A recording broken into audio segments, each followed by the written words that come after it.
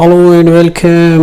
मैं हूं Mohammad Iqbal Khan, Iqbal international law services से। Today we are here.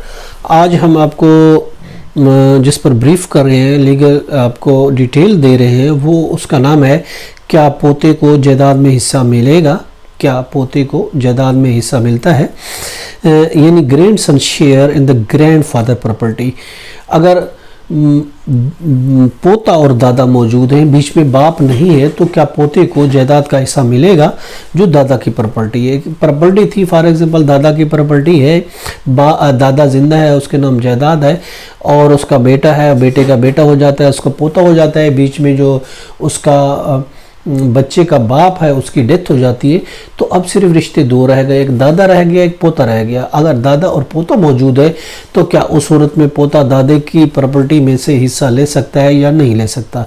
देखिए, under section 4 Muslim family law ordinance 1961 वो ये कहता है कि जब वसीयत खुलेगी, अगर पोता पोती मौजूद है तो उसको हिस्सा मिलेगा। ये तो कहता है हमारा Muslim family law ordinance 1964। Section 4 कहता है कि जब वसीयत खुलेगी, यानी जब किसी की डेथ होती है, तो उस सूरत में पोता और पोती हो तो उसको हिस्सा मिलेगा, जो कि इस्लाम के खिलाफ है। देखिए, इस्लाम की नज़र में पोता को या पोती को हिस्सा नहीं मिलता अगर बीच में उसका बाप मौजूद नहीं है। तो इस सिलसिले में फेडरल शरीयत कोड की एक बहुत बड़ी जजमेंट भी है, PLD 2000 फेडरल शरीयत कोड FSC पेज 1 है, और इसमें यही कहा गया था कि ये बिल्कुल इस्लाम के खिलाफ है। अब अभी तक इसकी अपील पेंडिंग में है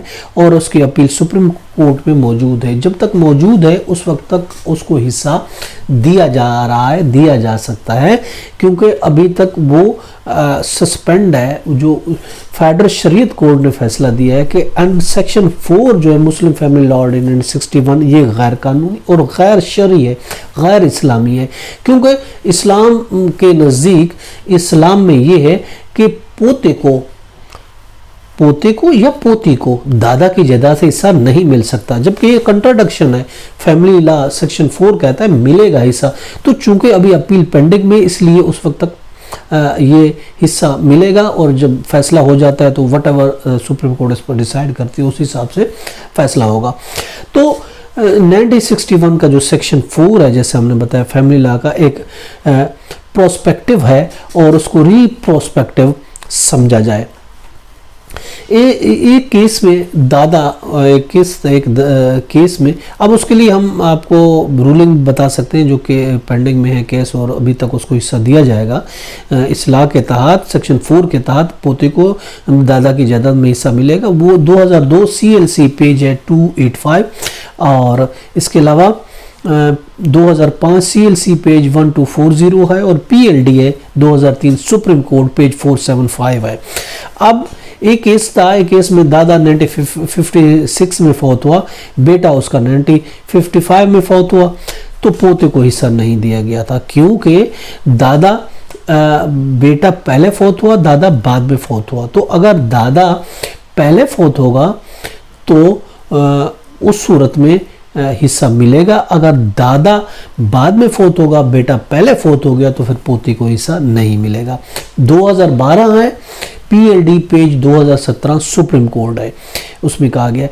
जबकि अगर हम कुरान की बात, कुरान देखिए आसानियाँ पैदा करता है। कुरान ने एक हिस्से मुकर्रर कर दिए हैं। कुरान जो है वो एक ज़िंदगी का बेहतरीन कोड है, complete code of the life है। वो आसानियाँ पैदा करता है, मुश्किलात पैदा नहीं। कुरान मजीद की सूरत अल-बकरा है, चैप्टर 2 है और आयत 185 है। वो अल्लाह ताला कहता है कि हम आसानियाँ पैदा करते हैं लोगों के लिए, मुश्किलात पैदा नहीं करते। इस्लाम तो एक बेहतरीन मज़हब है, उसने हर एक के हिस्से, हर एक के एक ज़ाब्ता हयात कंप्लीट मुकर्रर कर दिया है। ये तो हमारा आज का टॉपिक कि क्या पोते को जायदाद में हिस्सा मिलेगा। जनरली तौर पर हम यूँ कह सकते हैं, जनरली तौर पर इस चीज़ को अगर हटा दिया जाए, सेक्शन 4 जो मुस्लिम फैमिली लॉ का, जनरली हम ये कह सकते हैं अगर दादा, बाप और पोता 3 मौजूद हैं, अगर दादा की डेथ पहले हो जाती है, बाप की बाद में होती है, तो पोते को हिस्सा मिलेगा। और अगर दादा की डेथ बाद में हो जाती है, बाप की पहले डेथ हो जाती है, तो फिर पोते को हिस्सा नहीं मिलेगा। This is a general law.